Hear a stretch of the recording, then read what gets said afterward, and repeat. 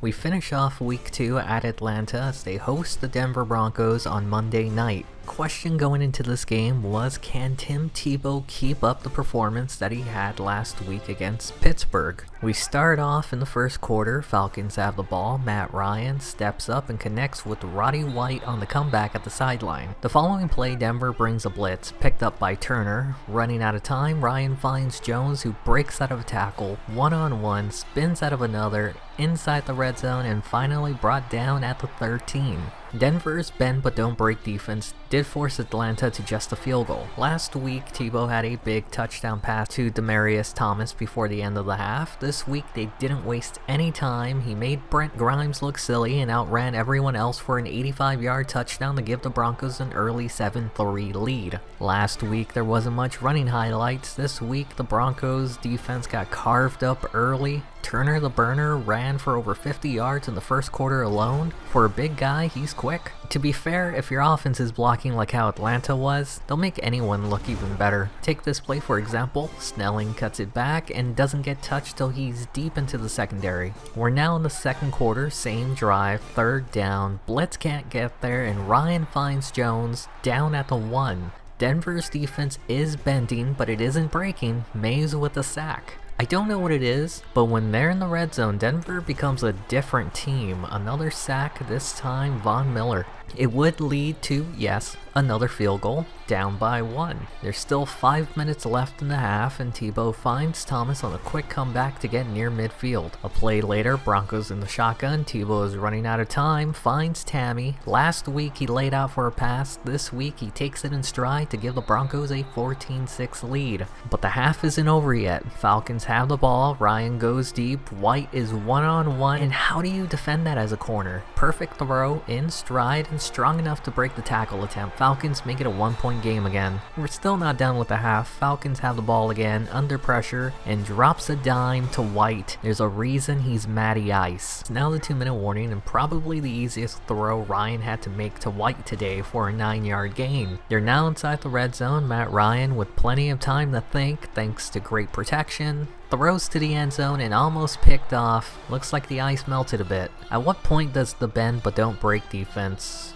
breaks? Falcons up 16-14. Each time the Broncos have scored, it's been on big plays as McGahee finds a way to get 6 yards on the carry. Can they string together some plays and march down the field? Tebow hits Thomas on the quick comeback for the first. On the fourth play of the drive, Tebow hasn't done this much, but he takes off with it to get near the first. To get the first, they give it to Gronkowski. Not that Gronkowski. The running game hasn't been phenomenal, partly due to how slow the linemen are to get to their blocks. On the 7th play of the drive, Atlanta with a blitz, but Tebow with a quick hand finds McGahee for an easy first. I think the question of Tebow being able to do a repeat performance has been answered. But look at Matt Ryan. This Denver secondary is getting carved up again. The Falcons have been giving up short passes, but have locked down the deep passes since the half. So Tebow takes it into his own hands to get the first. The 10th play of the drive, they set up a screen. Moreno has blockers in front of him, has an angle, but can't get in.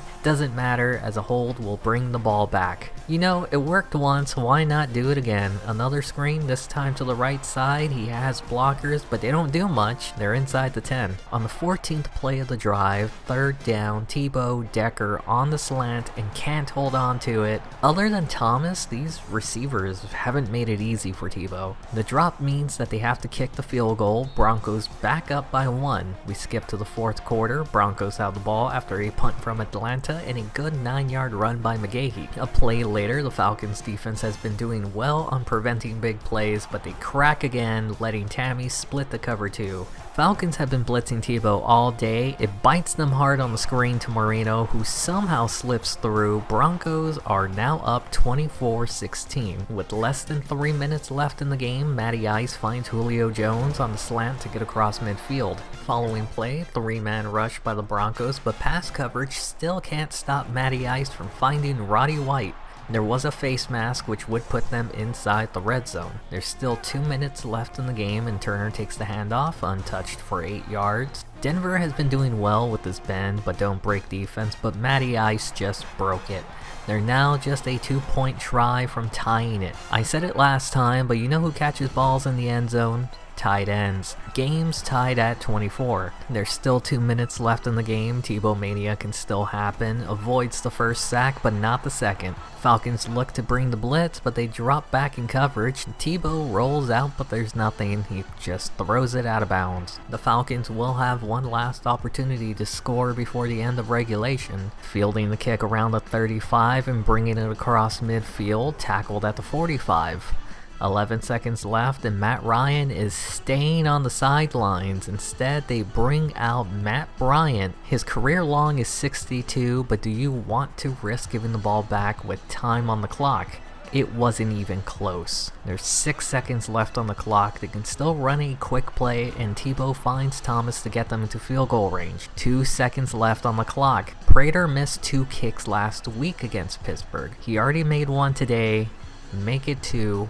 The Broncos somehow escaped with a win, 27-24. A boneheaded decision by Matt Smith to send out Matt Bryant instead of Matt Ryan, and TebowMania continues to run wild. He may not have thrown for over 300 yards like he did last week, but he did manage to get close to it. At what point do you believe that TebowMania is here to stay? Let's all remember, he had a drop touchdown. His receivers weren't helping him at times. He was also sacked 6 times in the game. Let's be honest, this offensive line is giving up pressure immediately or letting defenders stuff the run. Truth be told, can Tebow last an entire season behind this line? Receivers aren't getting open quick enough to help, but there is someone willing to offer their services. Terrell Owens sent out a tweet saying, "I know a little something about holding on to passes in the end zone. I'm available at the Broncos. If you need a sure-handed man, hashtag never retired, hashtag still got it. Hashtag TebowMania." In other news, Von Miller had to go out of the game in the 4th due to an injury. Miller will be out for 6 weeks with a broken collarbone. The defense may be bend but don't break, but the players aren't. Not only will they be without Miller, but Ty Warren, their starting defensive tackle, will also be out for 4 weeks with a partial PCL tear. Drayden Florence, one of their starting corners, will be out for 3 weeks with an abdominal tear, while Derek Wolfe is looking to make his return after next week.